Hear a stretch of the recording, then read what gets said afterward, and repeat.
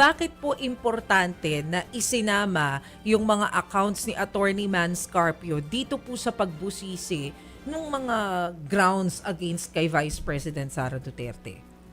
Dahil unang-una sila po yung mag-asawa. At lahat po ng pag-aari nilang ng bawat isa sa kanila ay parte ng kanilang conjugal property. Ang tinitingnan po natin dito at ini-establish ay ang ill-gotten wealth ng Vice Presidente.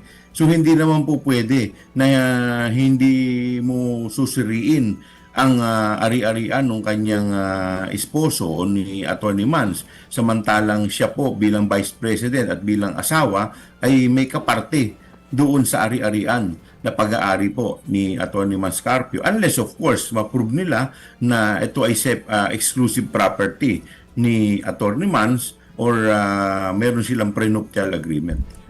In an event po, hindi pa naman natin alam kung mai-impeach nga talaga si VP Sara, but in an event na okay, baka ma-impeach siya at umabot sa Senate, anong naghihintay po kay Atty. Mans Scarpio?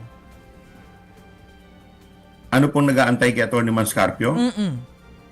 Well, pwede rin natin, nakita po natin yung mga aligasyon ni Ramil Madriaga na marami rin siyang involvement dito.